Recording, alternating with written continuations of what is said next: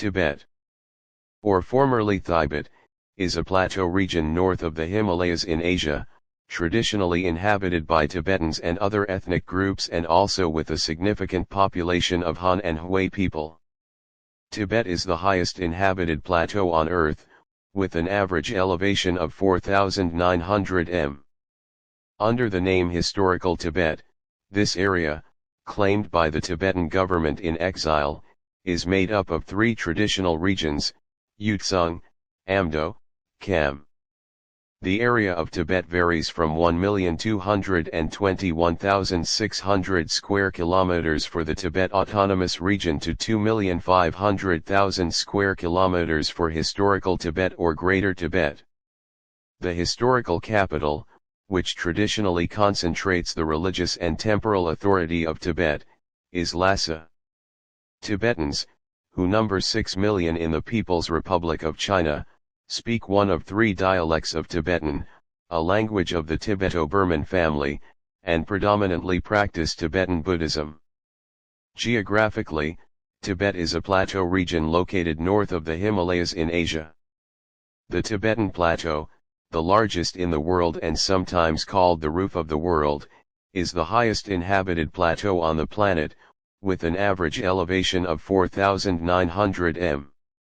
It is bordered by three gigantic mountain ranges, the Kunlun Mountains, the Himalayan Range, and the Karakoram, which constitute natural boundaries.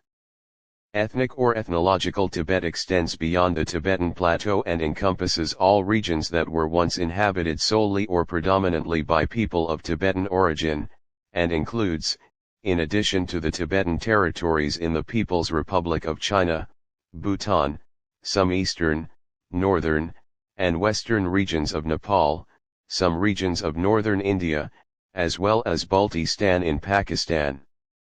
Non-Tibetan populations have been settled for centuries in certain areas bordering Tibet, as is the case for example of Hans around Xining and in eastern Kham, of Mongols around Lake Kokanor and in the Khaidam Basin, of Hui, of Tu, of Chiang, or of Monba in the south of the Tibet Autonomous Region and in Arunachal Pradesh.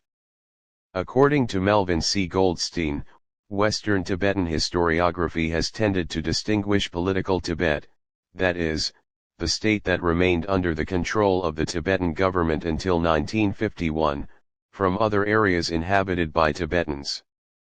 Thus, the British diplomat and historian Hugh Richardson distinguished political Tibet, ruled by the Tibetan government from earliest times and continuously until 1951, from ethnographic Tibet, which also included other areas such as Kham and Amdo, over which the Tibetan government exercised jurisdiction only in certain areas and at irregular intervals. Anne-Marie Blondeau mentions the distinction made by Melvin Goldstein, between political Tibet, which would be equivalent to the autonomous region of Tibet, and ethnographic Tibet, which would be those that others call historical Tibet.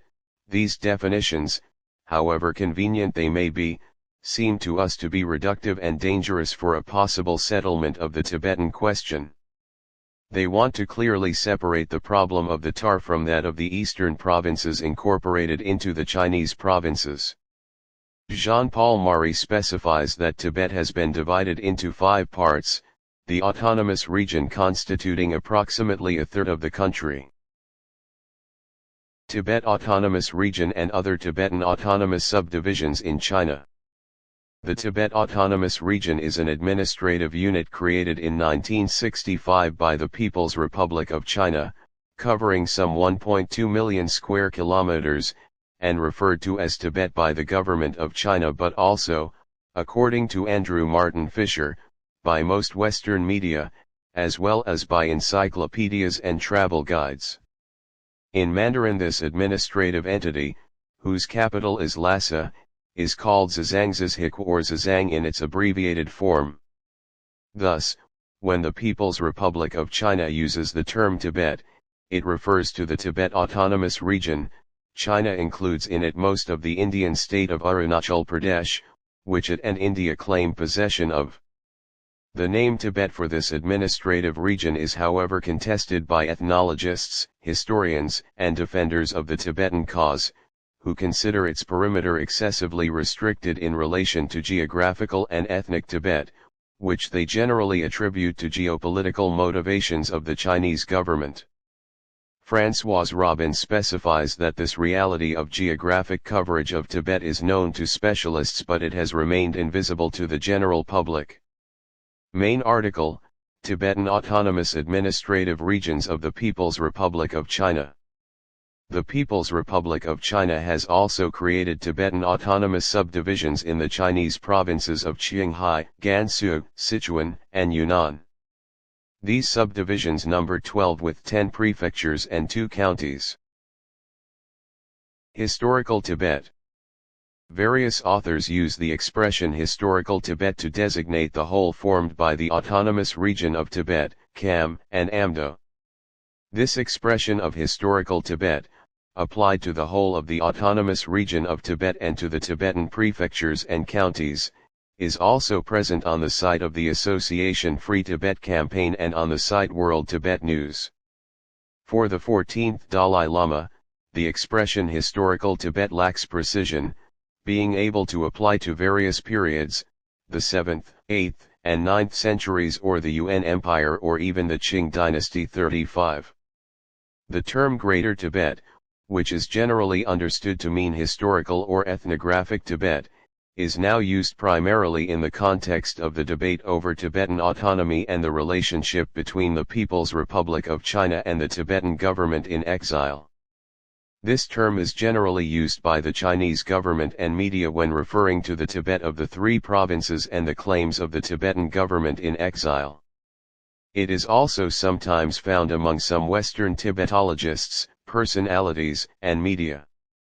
For the 14th Dalai Lama, the term Greater Tibet is used by the Chinese government, while the Tibetan authorities in exile do not use it and refer to the regions of Yutsung, Amdo, and Kham in their demands for autonomy for Chinese regions with a Tibetan population. History. In the 7th century unified Tibet was founded by Songtsen Gampo, who created through war a vast and powerful empire, which at its height extended over much of Asia including parts of China.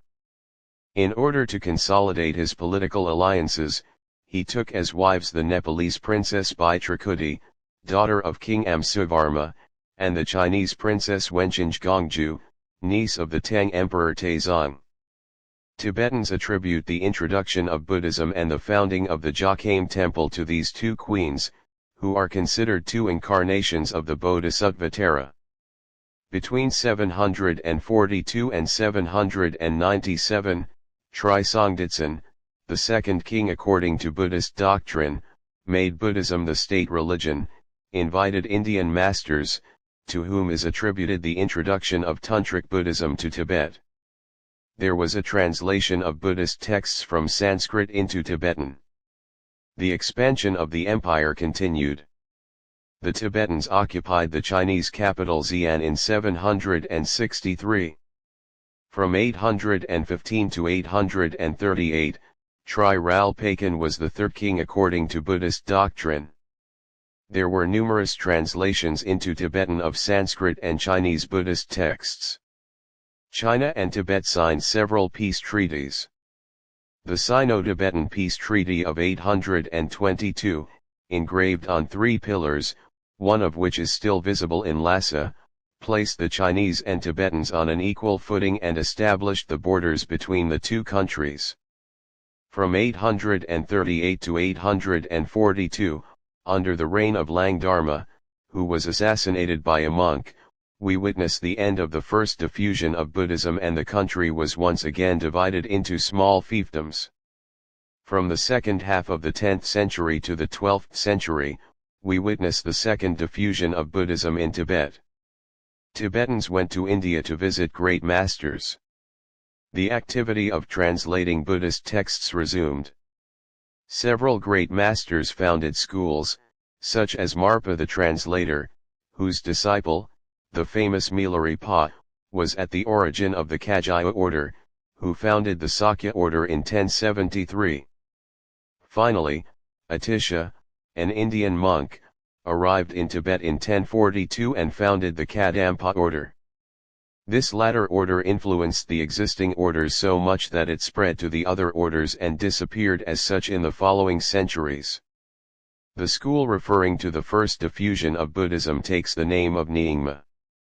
This diffusion will extend to the Mongols who, if they first impose themselves politically in Tibet, will end up adopting Tibetan Buddhism from the Yuan dynasty. Tibet under Mongol rule. According to Luciano Patique, before 1240 there was no contact between central Tibet and the Mongols. Then, the Mongols alternated violent military attacks and negotiations in order to obtain political influence in Tibet through the Lamaist clergy, giving preference to the Sakyapa. In the years 1268 to 1270, Tibet was organized as a special region of the Yuan Empire, ruled jointly by the emperor and the Sakyapa, represented by an imperial preceptor residing in Beijing. This partnership functioned both at the local and court levels. The abbot of Saskaya, when not identical with the imperial preceptor, was apparently limited to a spiritual role. The status of Tibet was different from that of subordinate states such as Korea or the Uyghur Edicut, because it had no local ruler residing in Tibet itself. An underground opposition led by the Burgung Lamas occasionally flared up, finally crushed in 1290. After that date, the country was virtually integrated into the Yuan Empire until the mid-14th century. The revolt of the Phagma-Grapa, heirs of the Burgung, severed Tibet's ties with China, except for ceremonial missions, and restored Tibetan independence for nearly 4 centuries. From 1270 to 1350, Tibet was under the administrative control of the Yuan dynasty following its conquest by the Mongol leaders Khodan Khan and Mongke Khan and the unification of its religious and secular principalities. Founded by Kublai Khan, the Yuan dynasty relied on the Sakyapa lineage of Tibetan Buddhism to administer Tibet, receiving its spiritual teachings in return. From Beijing, a general council administered the religious and secular affairs of Tibet under the leadership of the imperial tutor or preceptor. The Yuan Tsung regions were divided into 13 miriarchies, each of which had to pay tribute to the Mongols and provide them with soldiers. At their head are 13 miriarchs appointed from noble families or religious lineages. The first administrative measure taken by the Mongols was a census covering central Tibet. The second measure was the establishment of a system of post relays allowing the rapid circulation of imperial emissaries as well as horsemen carrying news or orders from the government in Beijing. These measures and others concerning taxes and militias were established in 1268 to 1269. The Yuan also established laws that prevailed in all the Chinese provinces and the use of the calendar. They intervened directly in major administrative decisions such as the appointment and dismissal of high officials. Tibet during the Ming Dynasty. In 1368, the Ming Dynasty began in China, which lasted until 1644. According to historians of the People's Republic of China, the Ming Dynasty sponsored religious activity in Tibet, but also acted as the ruler of the Tibetan region. However, for most historians outside the PRC, the relationship between Tibet and China was one of suzerainty, and Ming titles were only nominal, with Tibet remaining an independent region outside Ming control, merely paying tribute until the reign of Jiajing, which ended China's relations with Tibet. Establishment of a theocracy in the 17th century. In the 16th century, the Gelugpas appealed to Gushi Khan, chief of the Mongol tribe of the Koshats. He invaded Tibet in 1640, killed the king of Tsung in 1642 and gave power to the abbot of the monastery of Drepung, Lobsang Gyatso, the fifth Dalai Lama, who established, according to Samten Karmati, a theocracy marked by the absolute supremacy of the clergy and the subordination of the laity to the latter. From 1643 to 1959, the government of Tibet, headed alternately by the Dalai Lama and the regent of Tibet, was not representative due to its theocratic nature. Many Orientalists, travelers, and authors have noted the theocratic nature of the Tibetan regime. Leon Fayer speaks of the strange theocracy of Tibet. Jacques Baquet uses the expression Tibetan theocracy. Amaury de Rencourt speaks of the theocracy of Tibet. Abdul Wahid Ruthu speaks of the good relations that Muslims had with the authorities of the Buddhist theocracy that Tibet constituted. Stéphane Guillaume sees in the Dalai Lama the theocratic head of the Tibetan government. Claude B. Levinson sees in the Potala one of the most imposing symbols of Tibetan theocracy. Other authors use the term Buddhist government, a union of spiritual and temporal functions, to describe the government developed by the fifth Dalai Lama, which would influence the Mongols and Manchus. In 1950, Tibet was still a Buddhist theocracy, described by Dawa Norbu as isolated, functional, perhaps unique among the various political regimes of the modern world. According to Roland Barrows, the Tibetan government created by the fifth Dalai Lama became secularized and structured by moving from Drepung to the Potala. According to Fosco Marini, while the Dalai Lama is the head of state and government, lay people also hold high positions in the administration of public affairs. In his book Secret Tibet, he describes the government of Tibet as follows: the Dalai Lama directed both religious and secular affairs, with the help of two main organs of government. Manchu Empire. The fifth Dalai Lama, who visited the Qing Emperor in Beijing, re-established the Choyan relationship. This relationship was interpreted differently by the Qing emperors and the Tibetans. The Qing dynasty brought Amdo under its rule in 1724 and incorporated Eastern Kham into the border provinces of China in 1728. A commissioner or amban was sent to Lhasa in 1727. In 1750, the amban and the Han and Manchu residents of Lhasa were killed in a riot. The following year, government troops suppressed the rebellion. The leaders and some of their supporters were executed, and changes were made to the political structure. The Dalai Lama became the head of government or Kashag, and the amban saw its role in the management of Tibetan affairs increased. At the same time, the Qing took steps to counterbalance the power of the aristocracy by placing officials from the Buddhist clergy in key positions.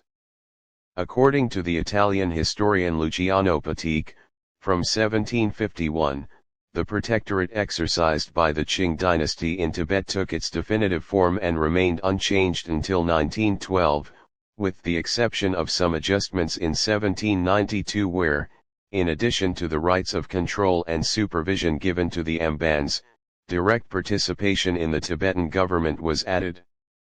According to the Chinese ambassador to Singapore Hong Xiaoyang, from 1727 to 1911, there were a total of 57 ambans stationed in Tibet, where they had complete control over local administration on behalf of the central authority. According to Chinese sociologist Rong Ma, citing American Tibetologist Melvin Goldstein, the main mission of the two ambans and their troops was to ensure the subordination of Tibet to the imperial power, to keep Tibet at peace, and to defend it against foreign invasion. There were 3,000 soldiers in Lhasa in the early 18th century, their numbers increasing to 10,000 to 15,000 during the war against the Gurkhas in 1791. There can be no doubt about the subordination of Tibet to Manchu-ruled China in the early decades of the 18th century. 113 Tibetologist Matthew Kapstein indicates that by the mid-19th century, the Qing were unable to maintain a military presence in central Tibet. According to the Russian explorer and anthropologist Tsybekov, the Manchu Amban, appointed by the imperial court in Peking, supervises the upper governmental level, which clearly shows the dependence on China of the government of central Tibet, whose spiritual and secular head is the Dalai Lama. The government of Tibet is in the hands of a council called the David Zung, presided over by the Dalai Lama. The chief members of this council are four Kalan or dignitaries, appointed by the Emperor of China, and their meetings are held in a special office, the Kashag. According to Michael Harris Goodman, who cites Perceval Landon, the Amban, without real power, was content to observe formalities. The 14th Dalai Lama, for his part, writes that the two dignitaries, called Ambans, appointed in 1728 by the emperor to represent him in Lhasa, exercised a certain authority, but always under the government of the Dalai Lama. Laurent Dessaix considers that China never had real authority over the Tibetans. In the middle of the 19th century, Tibet was not considered to be integrated into the empire. The historian and geographer Louis Gregoire states in 1876 in his book, General, Physical, Political and Economic Geography, in Chapter 9, Countries which depend on the Chinese Empire, Section 5. Tibet or Thibet, that, the spiritual sovereign of Tibet is the Dalai or Tail Lama. He is always a child, an incarnation of Buddha, chosen from 3 candidates, who are presented to the Great Lama series by the ambassadors of the Emperor of China.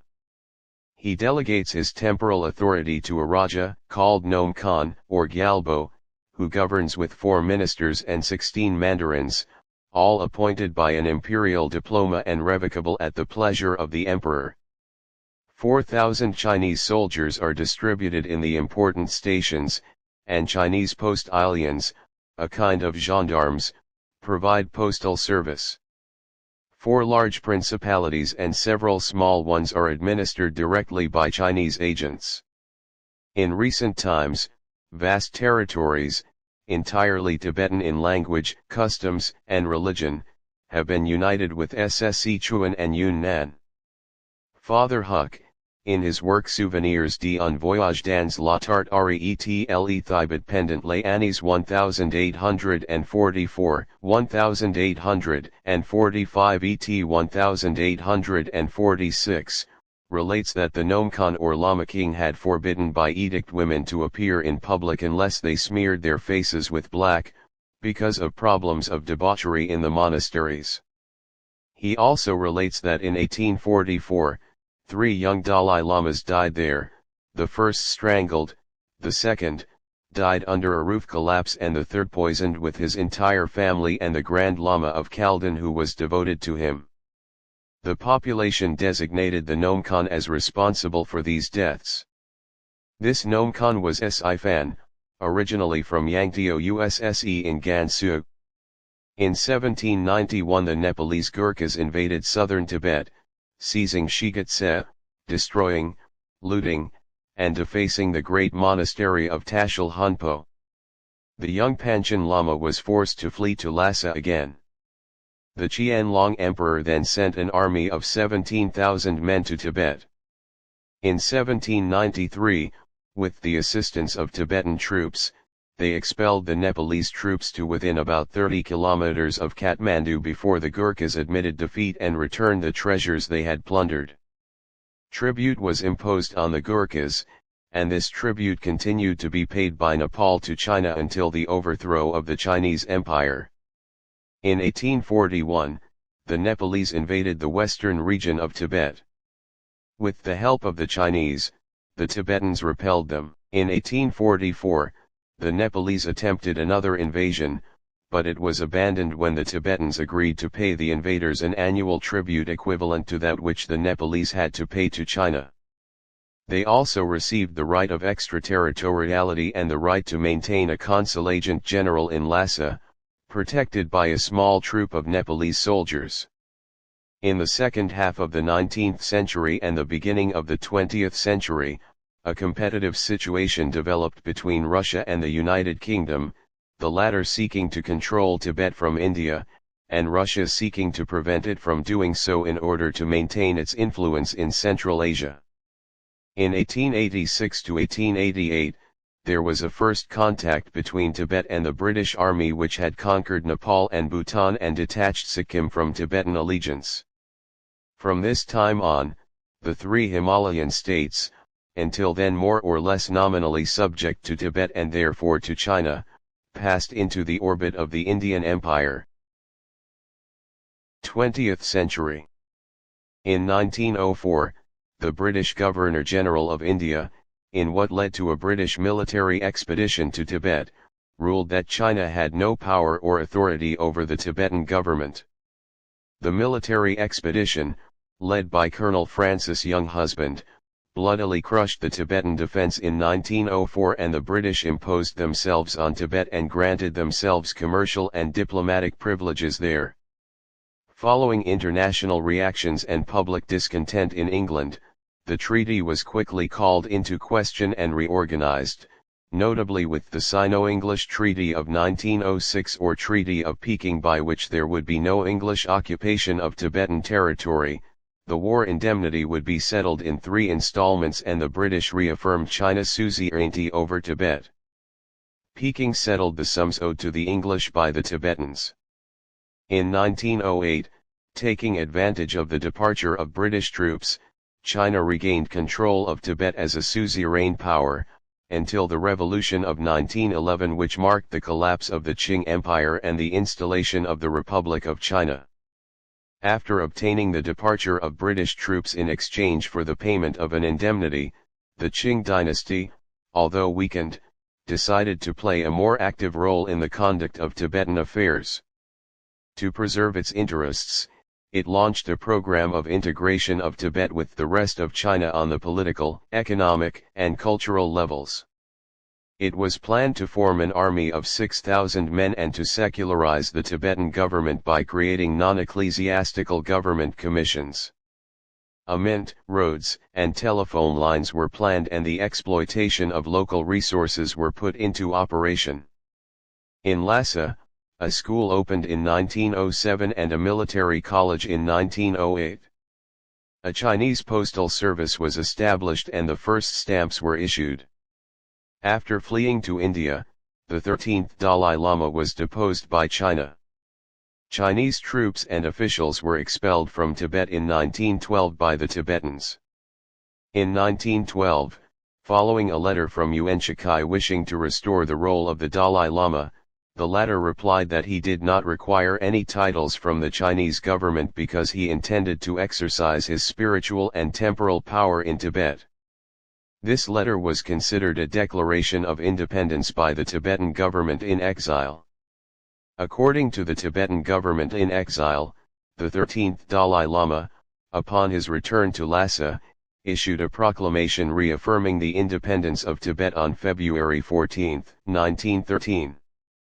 Alfred P. Rubin, an American expert on international law who has studied the Tibetan declarations of independence, believes that they were not political legal statements at all but simply the assertion by the 13th Dalai Lama that the priest-protector or chaplain-patron relationship between the Dalai Lamas and the Chinese emperors had ended with the end of the empire. In 1912, Tibet and Mongolia, which had adopted Tibetan Buddhism, had become a vassal of the Chinese Empire and then independent since 1911, signed a treaty of mutual recognition of their independence from China in the presence of Agvan Dorjiev.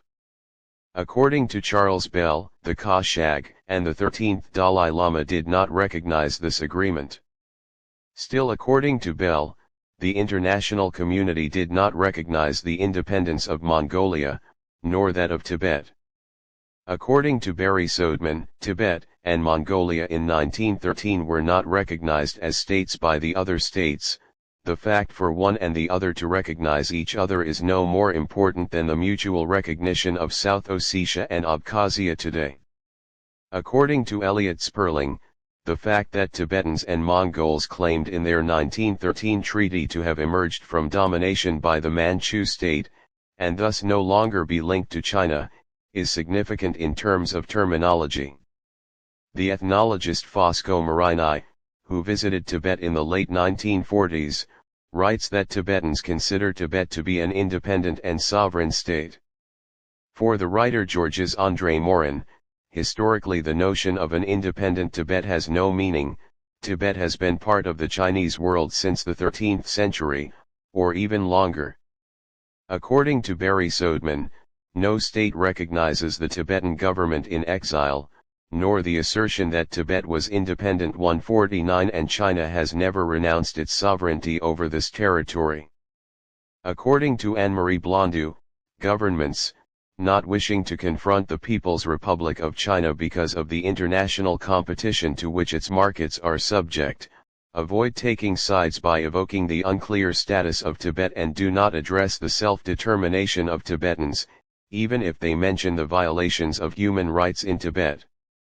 According to Melvin Goldstein and Cynthia M. Beale, between 1911 and 1951, Tibet was a de facto independent political entity, but without the benefit of international recognition of an independent legal status distinct from China. For Elizabeth Martins, the independence of Tibet is not based on any official document and has never been recognized by any country in the world, nor by the United Nations. The author adds that the de facto independence of Tibet at the beginning of the 20th century is in reality an economic and political dependence on England. In his letter to the UN Secretary-General dated September 9, 1959, the 14th Dalai Lama gave a series of arguments demonstrating international recognition of Tibet's sovereignty, including the fact that Mongolia and Great Britain had signed treaties with Tibet, and that Tibetan representatives with Tibetan passports were received by India, France, Italy, the United Kingdom and the United States. As early as 1913, the 13th Dalai Lama initiated major administrative and economic reforms. In particular, he decided to create Tibetan coins, Tibetan banknotes and stamps specific to Tibet. He is also responsible for creating the Tibetan flag from the various flags of the border armies. However, according to Barry Sodeman, the flag, passports, stamps and currency are superficial signs of the existence of a state. These so-called indices of sovereignty, as he calls them, are also the prerogative of territories that are not states. In 1914, at the Simla Conference, where Britain, Tibet, and China were represented, the British proposed that the Tibetan populated areas be divided into two parts. Both sectors would be considered under China's suzerainty and no longer its sovereignty. The initial agreement was invalidated by the Chinese government's rejection of its delegates' initialing of the text of the agreement. According to Frederick Lenoir and Laurent Dessays, the Tibetan population retains a dramatic memory of the Han Chinese, whether nationalists or communists, who marked their journeys with scenes of horror, torture and pillaging. After the Sino-Japanese War, representatives of the Tibetan government were sent to Nanking with the mission of finally fixing the eastern boundary of autonomous Tibet. This move was seen by the nationalist government as an implicit recognition of China's suzerainty over Tibet. In 1947, two delegates from Tibet attended the Asian Relations Conference, with the Tibetan flag in front of them, alongside the flags of the other participating countries. In 1949, Tibetan leaders tried to have their country's independence recognized by the UN. They received no support, neither from Great Britain, nor from the United States, nor from the USSR, nor even from India, which itself had recently gained independence. November 3, 1949, the Tibetan government sent a letter to U.S. Secretary of State Dean Acheson and the Indian and British governments, asking them to support Tibet's membership in the UN. The Indian government argued against the application that the USSR would use its veto in the Security Council, and that this move would unnecessarily irritate China. The British Foreign Office branch in New Delhi agreed. Acheson wanted to put more pressure on India and sent a cable to Lloyd W. Henderson, the U.S. ambassador to India. When KPS Menon and Henderson discussed Tibet's admission to the UN, Menon stated categorically that Tibet's request was hopeless, and that a discussion in the UN would unduly agitate the Tibetan question, and might provoke an immediate reaction from the Chinese Communists. 17-point Agreement on Peaceful Liberation of Tibet. The May 23, 1951, representatives of the Dalai Lama signed the 17-point Agreement on the Peaceful Liberation of Tibet in Beijing, under threat of further PLA advances. In addition to recognizing Chinese sovereignty, Tibetans are required to assist the PLA in peacefully occupying Tibet. They renounce involvement in Tibet's foreign affairs, border defense, and trade, and agree to the gradual incorporation of the Tibetan army into the PLA. They also agree to the return of the Panchen Lama to Tibet and the creation of a new administrative entity, the Military Administrative Committee, separate from the local Tibetan government and subject to the Central People's Government. The text also contains a declaration officially ending the use of Tibetan currency. It recognizes the right to regional autonomy and the maintenance of the political system and status of the Dalai Lama, religious freedom, and the maintenance of the income of the Buddhist clergy. In 1954, the 14th Dalai Lama, the 10th Panchen Lama and the 16th Karmapa went to Beijing to discuss the question of Tibet with Mao Zedong. In an interview with the Dalai Lama, Mao assured him that Tibetan identity would be respected and that no major reforms would be undertaken in Tibet for 6 years. In 1956, following the collectivization of land which deprived monasteries of their domains in order to break the old domination of landowners over peasants and to create socialist cooperatives, an armed revolt broke out in Litang in Kham against the Chinese administration, which spread to other sectors of Kham, then in 1957 and 1958 to Amdo, and finally in 1958 and 1959 to Yutzung to lead in 1959 to the Lhasa insurrection. This armed revolt was severely repressed by the Chinese government. And the number of Tibetan victims, a major subject of disagreement between China and the Tibetan government in exile, is generally estimated at several tens of thousands of people.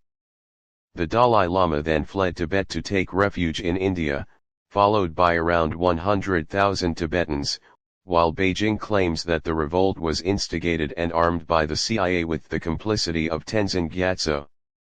From 1959, after having suppressed what it called the revolt of the former privileged class of the Old Tibet, the communist government implemented a series of reforms in Tibet, notably the abolition of serfdom and slavery, the political use of which is the subject of academic controversy. According to testimonies from Tibetans, some of whom are now in exile, and various Western authors, Tibet, in its meaning of the Tibetan geographical and cultural area, experienced a famine between 1960 and 1962. According to the Tibetan government in exile, the corresponding mortality affected all Tibetan regions. In 1962, in a report known as the Petition in 70,000 characters and initially called Report on the Sufferings of Tibet and Tibetan Regions and Proposals for the Future Work of the Central Committee under the leadership of President Minister Zhou Enlai, the 10th Panchen Lama, returning from a fact-finding mission to Qinghai, denounced the famine that was raging there following the Great Leap Forward. In 1966, the Cultural Revolution broke out in China. In June 1966, the extraordinary session of the Communist Party Committee of the Tibet Autonomous Region decided to extend the Cultural Revolution to Tibet. In November 1966, Red Guards, mainly Tibetans, from some universities in Beijing, arrived in Tibet. According to Kunsang Paljor, who was working for the Tibet Daily News during the Cultural Revolution, at least 8,130 Chinese Red Guards from 12 educational institutions in mainland China came to Lhasa, and initially only 3 Tibetan schools in Lhasa were involved. According to Pierre-Antoine Donnet, as early as 1966, the Red Guards systematically, methodically, calculatedly, planned and completely destroyed Tibetan civilization. According to the Chinese writer Wang Lixian, the authorities in Tibet often tried to curb radical actions, so the People's Liberation Army systematically supported the most conservative factions against the rebels. Temples and monasteries were less damaged in non-peripheral areas and towns where the authorities were still able to more or less maintain order. In his response to Wang Lixian, the Tibetan historian Tsering Shakya points out that he is blaming the victim, while this mass movement spared no one in Tibet as in China. In 1979, Deng Xiaoping invited Gyalo Thondup, the Dalai Lama's brother, to Beijing and told him that regardless of Tibetan independence, all other issues could be discussed and all problems resolved. He proposed that the Dalai Lama send fact-finding delegations to Tibet to observe the living conditions of Tibetans. The Chinese authorities believed that the delegations would be impressed by the progress made in Tibet and the solidarity of Tibetans with the Chinese nation.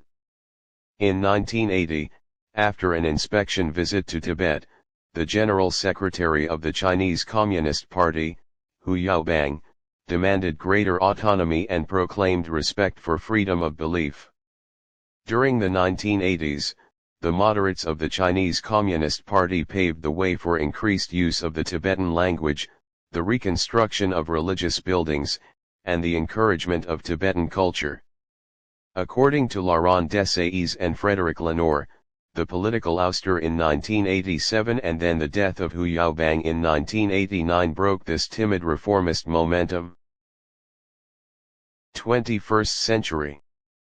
In March 2008, protests by monks against Chinese rule in Lhasa escalate into violent riots against non-Tibetan residents and their property.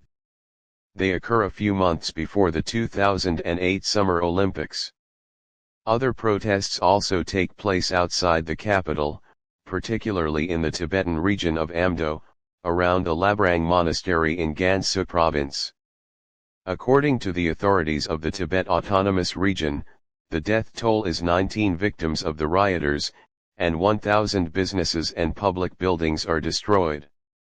According to the Tibetan government in exile, at least 209 Tibetans are believed to have died as a result of the repression.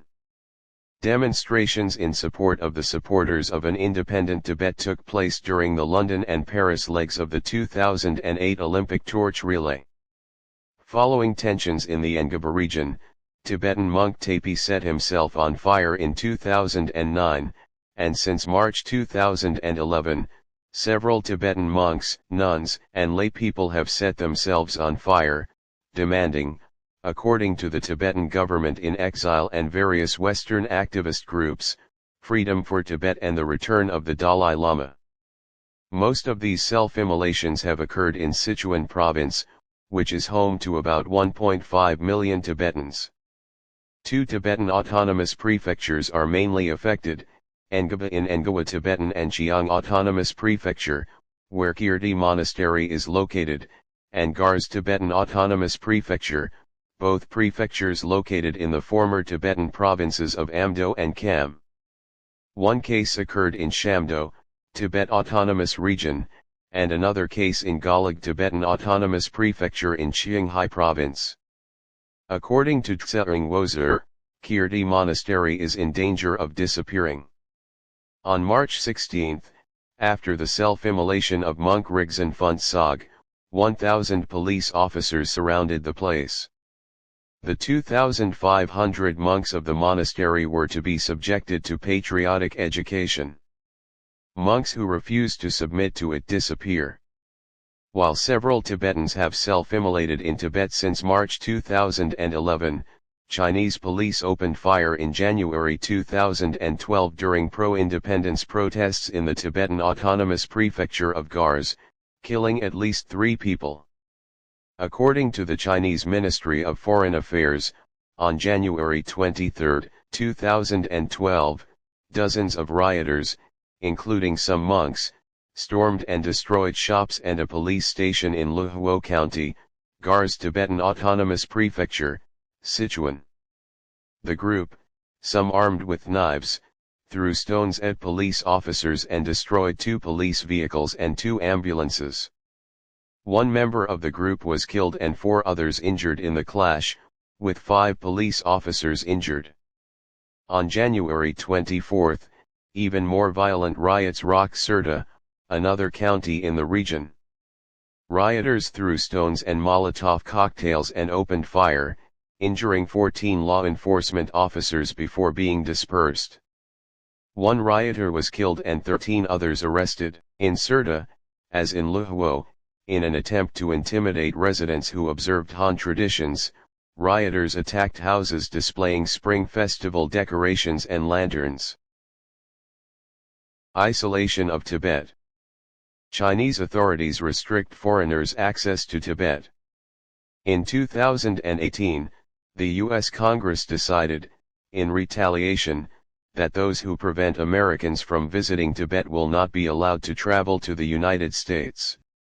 In 2020, 57 European parliamentarians from 19 countries asked European governments to implement this reciprocity. On July 7, 2020, the United States decided to limit visas for Chinese officials who prohibit foreigners from accessing Tibetan regions of China. China refutes this allegation and decides to restrict visas to American officials who have behaved badly in connection with Tibet. During the COVID-19 pandemic, little information was released. In May 2020, the estimated toll was between 96 and 141 contaminations, and 2 deaths. Economy. Tibet's economy is poorly developed. The main activities are sheep, goat, and yak breeding, cereal cultivation in the southern and southeastern valleys and timber exploitation in the south. Tourism, although very regulated, represents a significant part of the economy. In Tibet before 1950, according to the Slovenian philosopher and writer Slavoj Zizek, the ruling elite prevented any development of industry for fear of a disruption of society, to the point that all metal had to be imported from India. On the contrary, Tibetologist Katya Bufail indicates that Tibetans exploit mines despite the religious precepts that hinder this exploitation. Mines of iron, copper, borax, sulfuric acid, rock salt, iron, gold, lead, cinnabar are cited by explorers and missionaries. Tibet is then renowned for its wealth in gold, which comes from gold panning and mining. According to the newspaper Liberation, what it calls the Chinese presence in Tibet is not disinterested from an economic point of view with regard to mining raw materials and water resources. Industry began to emerge in the late 1950s with the opening of several factories in Lhasa. By 1980, the economy revolved around tourism and the processing of agricultural products. In the late 20th century, industrial growth continued gradually, but Tibet remained the least prosperous province in China. The mining industry is still in its infancy. The initial effort was to locate mineral resources, including chromium, copper, gold, lead, zinc, salt, coal, and oil. Exploitation of these resources has begun and is being carried out within the framework of the market economy and with funds available locally or from outside the region. In 2006, the TAR extracted 1,500 tons of borax, 16,000 tons of boromagnesite, and hundreds of thousands of tons of chromite S. However, mining accounts for only 4% of Tibet's gross annual product. According to lay echoes, the growth largely benefited the Hans who came to settle in Tibet, and apart from a small Tibetan middle class, working with the Han decision-makers, the majority of Tibetans would have benefited little from this Chinese growth and would still live in great poverty. Religion.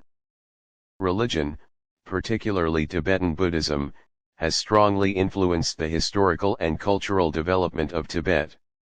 Banned during the Cultural Revolution, religious practice was once again authorized, notably after Hu Yaobang's inspection tour of the Tibet Autonomous Region in 1980. In 2002, Gyalpo, the vice-chairman of the Tibet Autonomous Region and a member of the Chinese Communist Party, stated, "The influence of religion on the people is very profound. But with the progress of science and education, its influence, especially among young people, will gradually diminish, and it will eventually disappear." International associations denounce a repression of religion in Tibet, as illustrated for example by the house arrest of Gethuncho Ikai Numa in 1995, just after his recognition as the 11th Panchen Lama by the 14th Dalai Lama, or the destruction in 2001 of the Buddhist Institute of Sirthar founded by Genpo Jigme Phuntsok, also placed under house arrest and disappeared in dubious circumstances, or the sentencing to life imprisonment of Tenzin Delek Rinpoche in 2005. According to Francesca Yvonne Karauch, most of the great masters of Tibetan Buddhism have been forced into exile, as illustrated by the flight on the eve of the year 2000 of the 17th Karmapa, Urgyen Trinley Dorhe. The government finances the maintenance of places of worship as well as housing for religious leaders, who also benefit from a retirement pension and health insurance. According to journalist Martine Billard, children and adults, young and old can pray in complete peace, even the most fanatical. This is far from the widespread image of daily repression, and completely in line with the vision that the Beijing authorities want to convey. Religion is not the enemy of the central power. Under certain conditions, it must be added. It is indeed forbidden to campaign for the independence or autonomy of Tibet. Languages. Languages include Tibetan of the Tibeto-Burman language family and Mandarin, that is the official language of the People's Republic of China. According to linguist Nicholas Turnadra, in less than 50 years, the Tibetan language has become an endangered language, doomed to irreversible decline or even disappearance within 2 generations if the current language policy is maintained. The responsibility of the regional government and the central government in this area is obvious. For Turnadra, Tibetan is considered a negligible patois. Tibetan officials are not even allowed to sign their names in Tibetan, and must transcribe them in Chinese ideograms.